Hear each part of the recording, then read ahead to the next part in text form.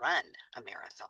She ran straight through doubt, fear, and into history. Imagine being told your dream is impossible and then realizing you must risk everything to chase it. She was told no and then ran the Boston Marathon and she crossed the finish line. Let me tell you a couple things about running a marathon. It's not something you just decide to do unless you have some training for track and field and particularly for long distance running. For those of you who don't know, a marathon is 26.2 miles. Why? Because Queen Alexandra requested that the race start on the lawn of Windsor Castle so that the littlest royals could watch it from their nursery and finish in front of the royal box at the Olympic Stadium.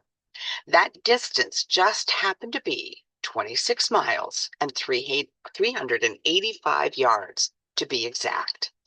And the word marathon? I'll tell you in a minute. Our title today is Her Bold Boston Marathon Run Made History. Welcome to Dream Builders Diaries, building dreams one story at a time. I'm Jeannie Craft, and here at Dream Builders Diaries, we dive deep into the stories of entrepreneurs and artists and innovators and everyday visionaries just like you.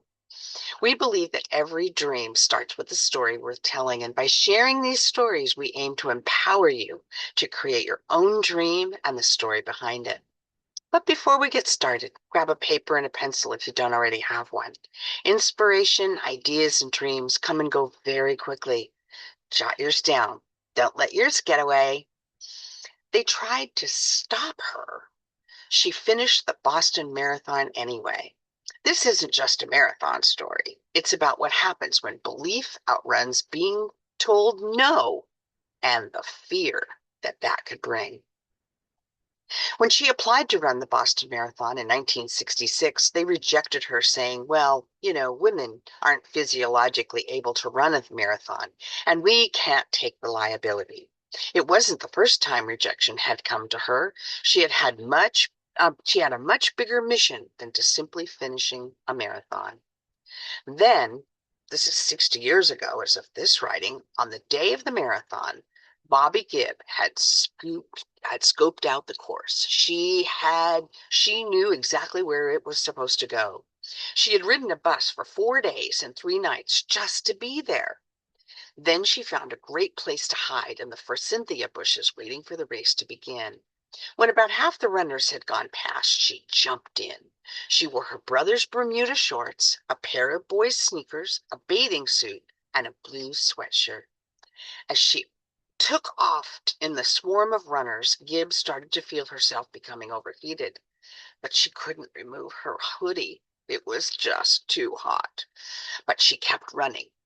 The word marathon was coined after a legendary Greek soldier called Philippides, and he had run from Athens to announce the scene from the Battle of Marathon. He promptly died the next day. Maybe that is why refueling stations now appear every 5 kilometers for the athletes to stay hydrated and warm or cool themselves.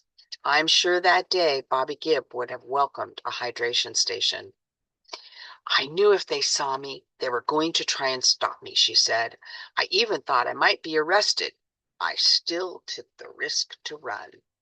It didn't take long for male runners in Gibbs' vicinity to realize she was not another man. Gibbs expected them to push or crowd her or shoulder her off the road or even call out the police. Instead, the other runners encouraged her and told her that if anyone tried to interfere with her race, they would put a stop to it. Finally, feeling secure and assured, Gibb took off her sweatshirt. Then she began to run as only she knew she could. As soon as it became clear that there was a woman running in the marathon, the crowd erupted, not with anger or with righteousness, but with pure joy, she recalled. Men cheered, women cried, even children were cheering for what they might not have even known. But all knew that they were witnessing something they had never seen before. By the time she reached Wellesley College, the news of her run had spread, and the female students were waiting for her, jumping and screaming like they never had before. The governor of Massachusetts met her at the finish line and shook her hand. Her time, 3 hours, 21 minutes, and 40 seconds.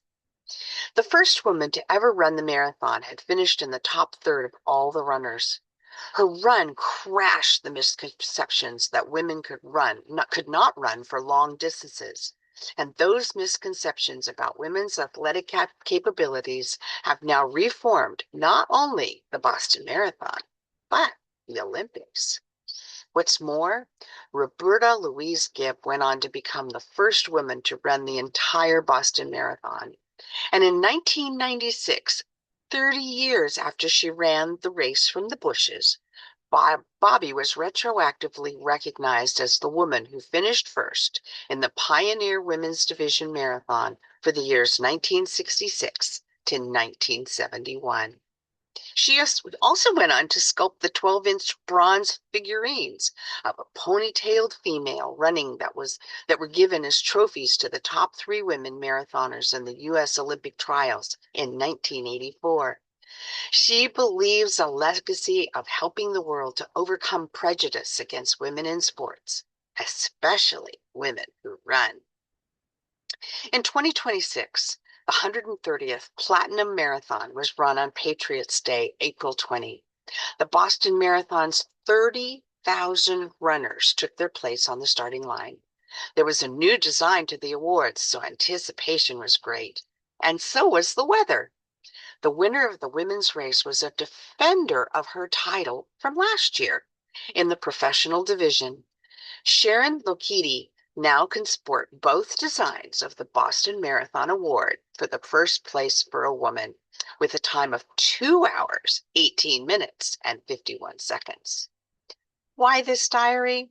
Because this diary demonstrates the magic and the secrets of compassion and patience and believing in yourself. Understanding that many of our most important strategic actions must be based on our beliefs. And just as Bobby Gibb believed in her first run, we also must believe that our dream will come to life.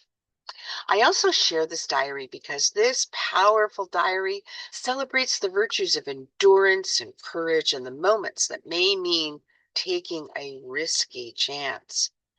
Only you will know if the payoff is worth the effort. Check out the other diaries in the Beliefs playlist on YouTube. One woman stepped into the race she wasn't allowed to run, and that act of defiance changed everything. They said she didn't belong in this race, so she proved them wrong, mile by mile. She was the first woman who refused to quit Boston. So, to recap, what's your biggest takeaway from our diary today? And how does this diary relate to you, how you set up the resources and the materials and your belief in yourself as your dream comes to life? Dreamers, believe in yourselves. Be passionate, work smart, and know your why. Apply what you learn each day, and as you ponder the source of your dream in this diary, I wish you well. I wish you an abundance of resources and knowledge and wisdom, and with your time and your future success with your dream. Enjoy life and always be kind. I want to leave you with this quotation. Champions keep playing until they get it right. Billie Jean King. Champions keep playing until they get it right. Special thanks to Roberta Louise Gibb and all those running in the Boston Marathon this year, and to those preparing to run in the marathon next year. Special thanks to those of you who listen to Dream Builders Diaries regularly. I'm grateful to you. The honor to spend time with you is all mine. So if you don't have it yet, get your 90-Day Dream Builders Diary by Jeannie Craft on Amazon. Like and share this diary and subscribe for more. Contact us to share your story. Thank you, and until next time, building dreams one story at a time.